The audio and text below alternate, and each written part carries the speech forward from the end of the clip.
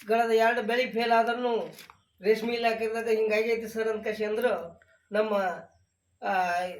ಏನಂದ್ರೆ ನಮ್ಗೆ ಏನು ಸಿಗ್ಬಂದಿನಿ ಇಲ್ಲ ನಮ್ಗೆ ಏನು ಗೊತ್ತು ಬರಲಾಕ ನಿಮ್ಗೆ ಯಾವ ಗುತ್ತಿಗೆ ಅದರ ಮೇಲೆ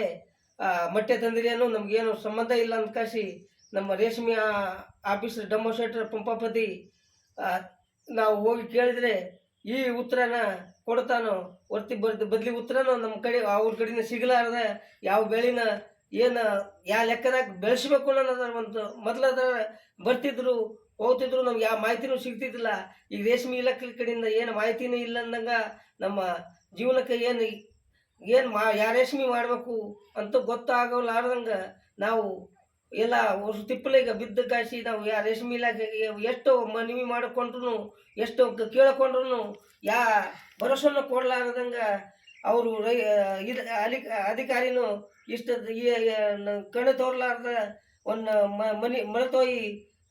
ಮಲ್ತಾಯಿದ ಧೋರಣೆ ಮಾಡಾಕ ಅವರು ಇದು ಮಾಡಾಕತ್ತಾರ. ನಾವು ಏನು ಕೇಳ್ಕೊಂಡ್ರು ನಮ್ಗೆ ಏನು ಏನಪ್ಪ ನಮ್ಮ ಸಿಗ್ಬಂದಿನೂ ಇಲ್ಲ, ನಮಗೇನು ಯಾವ ನಮ್ಮ ಇಲಾಖೆದಾಗ ಏನೂ ಇಲ್ಲ, ನಿಮಗೆ ಏನು ನೋಡೋಕ್ಕೂ ಇಲ್ಲ. ನೀವು ಹೆಂಗೆ ಬೆಳೆಸ್ತೀರಿ ಆ ಗುತ್ತಿಗೆ ಅದರ ಮೇಲೆ ಮಟ್ಟಿ ಹೆಂಗೆ ಕೊಡ್ತಾರೆ ಆ ಲೆಕ್ಕದಾಗ ಅವರು ಇಲ್ಲ ಅವ್ರಿಗೆ ಕೇಳ್ಕೊರಿ, ಇಲ್ಲ ನಿಮ್ಮ ಹೊಲಗಳಿಗೆ ಏನಾಗೈತೆ ನೀವು ಅದನ್ನ ನೋಡ್ಕೊರಿ ಅಂತ ಕಾಸಿ ನಮ್ದು ಯಾವ ಮಾತೂ ಕೇಳಲಾರದ ಅವರು